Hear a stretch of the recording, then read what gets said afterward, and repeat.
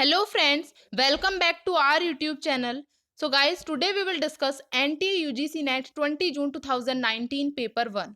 So guys आज हम इसका पार्ट 4 जो है वो डिस्कस करने वाले हैं. इसके जो पार्ट 3 हैं वो हमने हमारे प्रीवियस वीडियोस में हम डिस्कस कर चुके हैं और आज हम डिस्कस करने वाले हैं पार्ट 4 विथ डिटेल एक्सप्लेनेशन. सो हम स्टार्ट करते हैं. Question number 31. Manoj commission is 10% on all sales up to rupees 10,000 and 5% on all sales exceeding this. He remits rupees 75,500 to his company after deducting his commission. The total sales came out to be. So guys यहाँ पर जो मनोज है वो charge करता है 10,000 तक की sales पर 10% कमीशन जो है वो चार्ज करता है और उसके जो एक्सीड जो सेल्स होती है उस पर वो 5% कमीशन लेता है और उसने रेमिट किए हैं कंपनी को, पे करे हैं 75,500 रुपीज़ जो है उसने कंपनी को पे कर दिए हैं आफ्टर डिडक्टिंग हिज कमीशन. उसने अपना कमीशन जो है वो लेस करने के बाद जो कि रुपीज़ हैं ये उसने रेमिट कर दिए हैं कंपनी को. तो आपको जो टोटल सेल्स है वो फाइंड आउट करनी है. सो गाइज आप लोग इन क्वेश्चंस को ऑप्शंस के थ्रू भी सॉल्व कर सकते हैं और इसका जो लॉन्ग वे है उस तरीके से भी सॉल्व कर सकते हैं.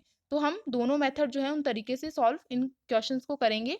सो लॉन्ग वे जो है इस क्वेश्चन को सॉल्व करने का वो है ये. इस क्वेश्चन में 10% जो है वो 10,000 की सेल्स पर चार्ज करता है और उसके एक्सीड सेल्स पर 5% जो है वो चार्ज करता है. तो हम यहाँ पर जो है फ्लैट रेट जो है वो फाइंड आउट करेंगे. तो फ्लैट रेट हो जाएगी 10% माइनस 5%. 5% जो है उसकी फ्लैट रेट आ जाएगी. तो यहाँ पर जो 5% है हम 10,000 पर 5% निकालेंगे तो यहाँ आ जाएगा 500 रुपीज़.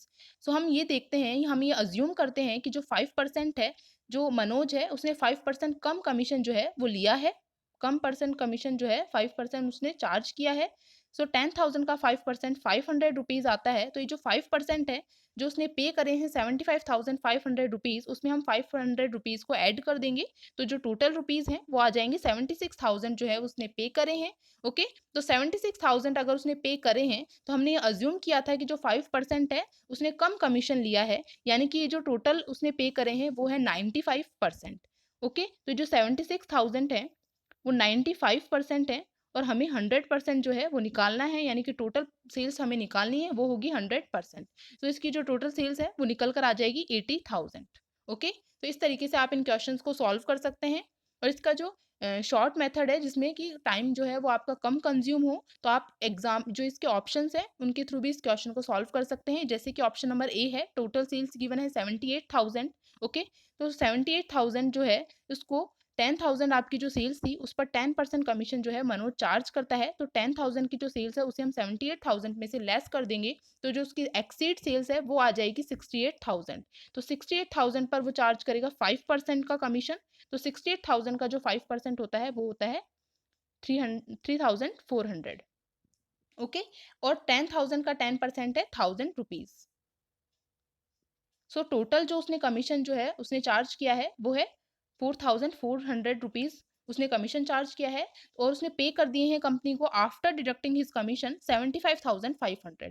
तो ये जो 75,500 है उसमें हम उसका जो कमीशन है वो ऐड कर देंगे तो टोटल सेल्स आ जाएगी. तो ऐड करने 75,000 में 500 में 4,400 हम कमीशन ऐड करते हैं तो जो सेल्स आती है वो आती है 79,900. ओके गाइज, तो 79,900 जो है वो ऑप्शन नंबर ए से मैच नहीं हो रही है, इसलिए जो ऑप्शन है वो गलत हो जाता है. ऑप्शन नंबर बी को हम देखते हैं. 80,000 जो है वो टोटल सेल्स जो है वो गिवन है. तो आप देखिए 10,000 का 10% जो है 1,000 कमीशन हो गया. तो 10,000 जो है हम सेल्स लेस कर देंगे 80,000 में से. ओके, तो 80,000 में से 10,000 लेस करने के बाद में जो सेल्स बची वो बची है 70,000. तो 70,000 का जो 5% है वो हो जाएगा 3,500 रुपीज़. ये उसका कमीशन हो गया और 10,000 की सेल्स पर उसका कमीशन हो गया 1,000 रुपीज़. तो उसका जो टोटल कमीशन है वो हो जाता है 4,500.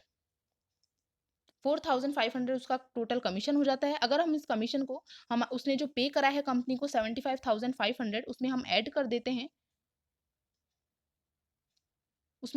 देते हैं तो उसकी जो टोटल सेल्स है वो आ जाती है 80,000. सो इसीलिए इस क्वेश्चन का जो राइट आंसर है वो हो जाएगा ऑप्शन नंबर बी. तो इस तरीके से भी हम इन क्वेश्चंस को जो है वो सॉल्व कर सकते हैं. हम आते हैं हमारे नेक्स्ट क्वेश्चन पर. Question number 32. The simple interest on a certain some of money for 3 years at 4% per annum is half the compound interest on rupees 2000 for 2 years at 10% per annum. The sum invested on simple interest is. So यहाँ पर आपको जो सम है simple interest में जो principal amount है वो आपको फाइंड आउट करना है। इसके अंदर सिंपल इंटरेस्ट पर जो मनी है उसको वो 3 इयर्स के लिए 4% जो है वो चार्ज करते हैं रेट 4% की चार्ज से, और यहाँ पे जो कंपाउंड इंटरेस्ट है वो है 2000 रुपीज़ पर 2 इयर्स के लिए 10% के लिए आपको निकालना है। तो जो सम इन्वेस्टेड है सिंपल इंटरेस्ट में वो आपको फाइंड आउट करना है। यहाँ पर प्रिंसिपल अमाउंट जो है वो आपको फाइंड आउट करना है। सो हम देखते हैं इस क्वेश्चन को। सबसे पहले आप कंपाउंड इंटरेस्ट जो है वो फाइंड आउट करेंगे। तो कंपाउंड इंटरेस्ट को फाइंड आउट करने के लिए ये जो फॉर्मूला है इस तरीके से आप कंपाउंड इंटरेस्ट को फाइंड आउट कर सकते हैं। 2000 जो है उसका ये जो फॉर्मूला है 2000 का हम निकालेंगे 2000 इंटू 1 प्लस जो रेट है 10% रेट है 2 इयर्स के लिए। ओके, कंपाउंड इंटरेस्ट के लिए गिवन है।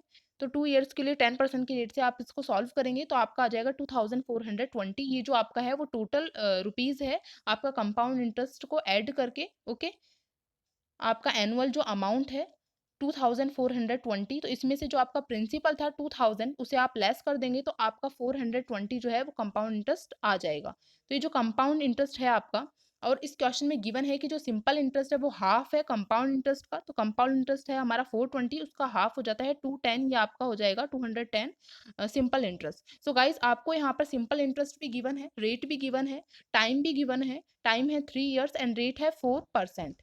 सो गाइस यहाँ पर आपको प्रिंसिपल फाइंड आउट करना है। तो 210 इंटू 100 डिवाइड बाई 4 इंटू 3, इस तरीके से आप जो है वो प्रिंसिपल जो है फाइंड आउट कर सकते हैं। 1500 1750 जो है इसका प्रिंसिपल अमाउंट आ जाएगा। तो इन क्वेश्चंस को आप इस तरीके से सॉल्व कर सकते हैं। तो इस क्वेश्चन का जो राइट आंसर है वो हो जाएगा ऑप्शन नंबर बी। नेक्स्ट है question number 33। The sum of all even natural numbers between 1 and 81 is. आपको यहाँ पे 1 से लेकर 81 तक के जो इवन नेचुरल नंबर्स हैं उनका सम जो है वो फाइंड आउट करना है। तो इसके लिए एक सिंपल जो है वो फॉर्मूला है, उस तरीके से आप इस क्वेश्चन को सॉल्व कर सकते हैं। सम फाइंड आउट करने के लिए n/2 bracket a plus A N. Okay guys, तो यहाँ पर n जो है उसका मीनिंग है यहाँ पर टोटल जो नंबर्स हैं। तो 1 से लेकर 81 तक आपके जो टोटल इवन नंबर्स हैं वो है 40। टोटल इवन नंबर्स हैं 40। तो 40 डिवाइड बाई 2। ओके, ए का मतलब यहाँ पर है आपका जो फर्स्ट नंबर है। तो फर्स्ट नंबर जो है आपका 1 से लेकर 81 तक में इवन नंबर वो है 2, और जो लास्ट आपका इवन नंबर है वो है 80। ओके गाइज, तो 40 divide by 2 into 2 plus 80। So 40 divide by 2 हो जाएगा 20 मल्टीप्लाई बाय 82। तो यहाँ पर आपका जो सॉल्यूशन है वो आ जाएगा 1640। यह आपका टोटल सम आ जाएगा all even natural numbers between 1 and 81। So इस क्वेश्चन का राइट आंसर हो जाएगा option number D. Next question है, in a bag there are coins of 5 rupee 5 paise 10 paise 25 paise in the ratio of 3:2:1. If there are rupees 60 in all, how many 5 paise coins are there? So guys, एक bag है उसमें 5 पैसे के 10 पैसे के and 25 पैसे के coins हैं, और वो जो रेशो है वो गिवन है 3:2:1 के रेशो में कॉइन्स गिवन है, और 60 उस बैग में टोटल 60 रुपीज़ हैं, और आपको ये बताना है कि 5 पैसे के जो हैं वो कॉइन्स वो कितने हैं। सो हम देखते हैं इस क्वेश्चन को। सो गाइज आप यहाँ देख सकते हैं कि जो 5 यहाँ पर आप 5 इंटू आप ये मान सकते हैं कि 3x 2x और 5x। ओके, आप इस तरीके से जो है x जो है अज्यूम कर सकते हैं। ओके गाइज, तो 5 इंटू 3x ये जो रेशो गिवन है 5 पैसे का है 3 एंड 10 पैसे का है 2 एंड 25 पैसे का है 1। So guys 5 into 3x plus, यहाँ पर प्लस है guys. Okay, 5 into 3x plus 2x multiply by 10 plus 25x। Okay, तो ये जो आपका टोटल आ जाएगा इक्वल्स टू में 6000, क्योंकि यहाँ पे 60 रुपीज़ आपको गिवन है और 60 रुपीज़ को आप कन्वर्ट करेंगे पैसे में, तो वो आ जाएगा 60 मल्टीप्लाई बाय 100 यानी कि 6000। ओके, तो 6000 पैसे जो हैं वो आपके पास टोटल हैं बैग में। तो आपकी जो टोटल आ जाता है इनका जो सम है वो आ जाता है 60x इक्वल्स टू 6000, यानी x की जो वैल्यू है वो आपके पास आ गई है 100।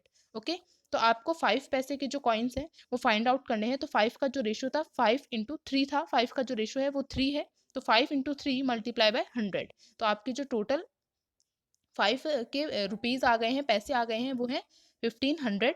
1500 में आप डिवाइड देंगे 5 का, तो जो टोटल कॉइन्स है वो आपके निकल कर आ जाएंगे 300 कॉइन्स। सो इस क्वेश्चन का जो राइट आंसर हो जाएगा वो हो जाएगा option number C, 300 coins. Next question है, which one of the following coordinates, promotes and funds research activities of all social sciences disciplines? Okay, option number A है ICPR New Delhi, B is IIAS Shimla, and C is ICSSR New Delhi, and D is NUPA New Delhi.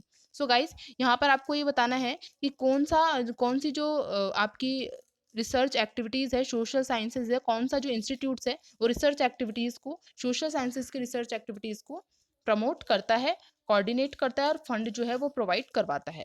Okay, तो हम देखते हैं यहाँ पे हमारे सभी institutes को। ICSSR न्यू दिल्ली, ये जो इंस्टीट्यूट्स है इसकी फुल फॉर्म है Indian council of social science research. Okay, ICSSR इसकी फुल फॉर्म जो है आपको याद रखनी है। Was establish in the year of 1969 by the government of India to promote research in social sciences in the country. जैसा कि आप इसके नाम से ही समझ रहे हैं कि Indian council of social science research, okay, तो एस्टेब्लिश हुई थी 1969 ईयर में। ओके, और गवर्नमेंट ने इसे एस्टेब्लिश किया था प्रमोट करने के लिए, सोशल साइंसेज के रिसर्च को कंट्री में प्रमोट करने के लिए जो है इसको एस्टेब्लिश किया गया था। ये प्रोवाइड करवाती है grants for projects, fellowship, international collaboration, capacity building, survey, publications etcetera. Okay, तो इसका जो मेन एम है वो यही है, सोशल साइंसेज जो है उनकी रिसर्च को प्रमोट करना, फंड प्रोवाइड करवाना, ग्रांट प्रोवाइड करवाना। ओके, नेक्स्ट हमारा इंस्टीट्यूशन है न्यूपा। न्यूपा की फुल फॉर्म आपको याद रखनी है, हमारे एग्जाम के पॉइंट ऑफ व्यू से बहुत इंपॉर्टेंट है। National institute of educational planning and administration. Okay, is a research focused university है ये, located in new Delhi, India, established in 1962 by the Ministry of Education. It is approved by UGC. It is a prime recognized organization है ये, dealing with capacity building and research in planning and management of education not only in India but also in South Asia. Okay guys, तो आपको याद रखना है ये एक organisation है जो कि इसका जो ऑब्जेक्टिव है वो करना है रिसर्च पर प्लानिंग करना, मैनेजमेंट करना एजुकेशन के लिए, और इंडिया में ही नहीं बल्कि साउथ एशिया में भी। तो आपको ये याद रखना है कि कब एस्टेब्लिश हुई थी, किसने इसे किसके थ्रू हुई थी, और अप्रूव्ड है यूजीसी के द्वारा। ओके, नेक्स्ट हमारा इंस्टीट्यूशन है वो है ICPR new Delhi. Okay, establish in the year 1977, Indian council of philosophical research. Okay, तो आपको इसकी फुल फॉर्म याद रखनी है, Indian council of philosophical research under the ministry of education, government of India. It is an autonomous organisation है, ये autonomous organisation है which aims at bringing back the glory of Indian philosophy to its original form. तो ये जो है इसका main objective यही है इस ऑर्गेनाइजेशन का कि जो हमारे इंडियन फिलोसॉफी है, इंडियन रिसर्चर्स हैं, उनको उनके लिए काम करना। ओके, तो ये इसका मेन ऑब्जेक्टिव है। सो गाइस, हमने हमारे सभी इंस्टीट्यूशंस को रीड कर लिया है, तो इस क्वेश्चन का जो राइट आंसर होगा वो होगा ICSSR new Delhi, Indian council of social science research. Okay, क्योंकि जो सोशल साइंसेज में रिसर्च एक्टिविटीज को प्रमोट करने का काम करता है ICSSR new Delhi. Next question है, a special focus on the problems of examination system of India formed a part of which one of the following reports? कि कौन सी रिपोर्ट है जिसका पार्ट है एग्जामिनेशन सिस्टम की जो प्रॉब्लम्स हो रही हैं इंडिया में उस पर ज़्यादा फोकस करती है, कौन सी रिपोर्ट है वो? Option number A, report of the Calcutta university commission, B is report of the university education commission, C is Hartog committee report, and D is report on standards of university education UGC 1965। तो हम देखते हैं हमारी कुछ reports हैं। UGC की जो report थी, द यूनिवर्सिटी ग्रांट कमीशन जो है वो क्या है of India, UGC. It is a statutory body setup by the government of India in accordance to the UGC act 1956। तो ये आपको याद रखना है कि यूजीसी एक्ट जो है 1956, उसके अंडर, इस एक्ट के अधीन जो है वो गवर्नमेंट ऑफ इंडिया के द्वारा यूनिवर्सिटी ग्रांट कमीशन जो है वो बनाया गया था। Ministry of Human Resource Development and is charged with coordination, determination and maintenance of standards of higher education. Okay, तो जो सभी कॉलेजेस हैं, ओके, उन इसका जो मेन ऑब्जेक्टिव यही है कि हायर एजुकेशन के लिए स्टैंडर्ड्स जो हैं वो मेंटेन रखना सभी स्टैंडर्ड्स के थ्रू। ओके, जो जो एजुकेशन प्रोवाइड की जा रही है वो एजुकेशन जो है वो वैल्यू बेस्ड हो, अच्छी एजुकेशन जो है उसकी क्वालिटी जो है वो बहुत अच्छी होनी चाहिए एजुकेशन की। It provides recognisation to universities in India. India के अंदर जो यूनिवर्सिटीज़ हैं उनको रिकॉग्नाइजेशन जो है वो यूजीसी ही प्रोवाइड करवाता है। Okay, and disturbance of funds to such recognised universities and colleges. और ये जो सभी यूनिवर्सिटीज और कॉलेजेस हैं उनके लिए फंड जो है, ग्रांट जो है, वो भी ये प्रोवाइड करवाता है। इसका जो हेडक्वार्टर है वो कहाँ पर, आपको ये याद रखना है, यूजीसी का हेडक्वार्टर न्यू दिल्ली में है। और इसके यूजीसी के 6 रीजनल सेंटर्स हैं, वो आपको पता होनी चाहिए। पुणे में, भोपाल में, कोलकाता में, हैदराबाद में, गुवाहाटी में और बैंगलोर में। ये इसके 6 रीजनल हेडक्वार्टर्स हैं जो आपको पता होना चाहिए। इसका जो एक्ट है वो आपको पता होना चाहिए कि इसका एक्ट है 1956, इसकी फुल फॉर्म और इसका हेडक्वार्टर, उसका एम क्या था। ओके गाइज, नेक्स्ट हमारा जो इसमें दिया गया है report of the university education commission 1964-66 की। ओके, जो यूनिवर्सिटी एजुकेशन कमीशन की जो रिपोर्ट थी उसे हम एक तरीके से कोठारी कमीशन बोलते हैं। कोठारी कमीशन के थ्रू जो है ये रिपोर्ट दी गई थी 1964-1966। ओके, तो द एजुकेशन कमीशन जो है 1964-66 was appointed by the government of India on July 14th 1964। Okay, 1964 में जो है एजुकेशन कमीशन बनाया गया था। इसके ऑब्जेक्टिव क्या थे? इस एजुकेशन कमीशन का मेन ऑब्जेक्टिव था वैल्यू बेस्ड जो एजुकेशन है वो प्रोवाइड करवाना। ओके गाइज, तो ये आपको याद रखना है, वैल्यू बेस्ड एजुकेशन प्रोवाइड करवाने का जो एम था वो था कोठारी कमीशन का।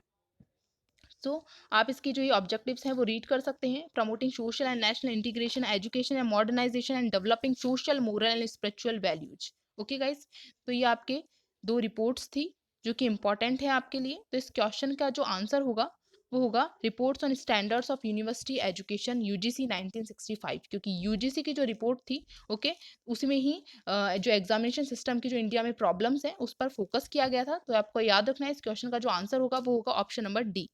हम आते हैं हमारे नेक्स्ट क्वेश्चन पर। A computer network which is used with in A building is called a. Okay, जो एक ऐसा कंप्यूटर नेटवर्क जो कि एक बिल्डिंग के अंदर ही यूज किया जा सकता है वो कौन सा नेटवर्क है? तो आप जानते हैं कि जो नेटवर्क्स हैं हमारे कंप्यूटर के वो 3 हैं, लैन, मैन एंड वैन। Okay, local area network, wide area network and metropolitan area network. तो ये आपको याद रखना है कि बिल्डिंग के अंदर जो नेटवर्क यूज किया जाता है वो होता है लैन, लोकल एरिया नेटवर्क। तो इस क्वेश्चन का जो आंसर हो जाएगा वो हो जाएगा ऑप्शन नंबर ए, सैन। ये कोई एरिया नेटवर्क नहीं है हमारा। नेक्स्ट क्वेश्चन है 38, which of the following ancient Indian universities the culture and civilisation of Tibet was built mainly through writings of the scholars. कि इनमें से कौन सी एंशियंट इंडियन यूनिवर्सिटी है जिसके कल्चर और सिविलाइजेशन जो है उसको बिल्ट किया है स्कॉलर्स ने। ओके गाइस, उस पर स्कॉलर्स ने लिखा है, अपनी रिसर्च जो है वो दी है। ओके, ऑप्शन नंबर ए है Nalanda, B is Vikramshila and C is Jagdala and D is Mithila. So guys, यहाँ पर ये जो 2 यूनिवर्सिटीज़ हैं वो बहुत ज़्यादा इंपॉर्टेंट है, हमारी एंशियंट यूनिवर्सिटीज़ हैं, ये बहुत ओल्डेस्ट यूनिवर्सिटीज़ हैं, नालंदा और विक्रमशिला। सो हम इन यूनिवर्सिटीज़ को देखते हैं। Nalanda University. The university was an eminent center of learning long before Oxford, Cambridge and Europe's oldest university, okay guys, was even founded. ये बहुत ज़्यादा oldest university है। Nalanda university is the second oldest university in the ancient world. ये पूरे world में second oldest university है Nalanda university. Is dated to be 2500 years old. Okay guys, ये आपको याद रखना है। और ये कहाँ पर सिचुएटेड है? प्रेजेंट डे बिहार, इंडिया में ये सिचुएटेड है। ये जो नालंदा यूनिवर्सिटी है ये आपकी फॉर्मल यूनिवर्सिटी है, वेल स्ट्रक्चर्ड यूनिवर्सिटी है आपकी नालंदा यूनिवर्सिटी। देन हम आते हैं विक्रमशिला यूनिवर्सिटी पर। Vikramshila university founded in the 8th century, ये आपको याद रखना है, was a famous centre of international learning for more than 4 centuries. Okay guys, तो ये आपको पता होना चाहिए 8th सेंचुरी जो है तब ये फाउंड की गई थी।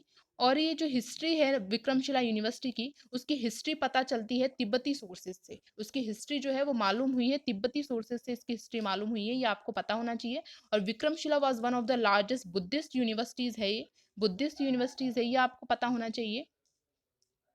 having more than 100 teachers and about 1000 students। okay guys, it produced eminent students who were often invited by foreign countries to spread Buddhist learning, culture and religion। यही एक ऐसी यूनिवर्सिटी है जिसने कि बहुत सारे स्कॉलर्स जो हैं वो यहाँ से निकले हैं और उनको इनवाइट भी किया जाता है पूरे वर्ल्ड में। बहुत सारी कंट्रीज में उनको इनवाइट किया जाता है बुद्धिस्ट जो लर्निंग है, बुद्धिस्ट जो कल्चर है, रिलीजन है, उसको स्प्रेड करने के लिए इन यहाँ के जो स्कॉलर्स हैं उनको बुलाया जाता है, इनवाइट किया जाता है। तो ये आपको याद रखना है, जो 2 यूनिवर्सिटीज़ है बहुत ज़्यादा इंपॉर्टेंट है।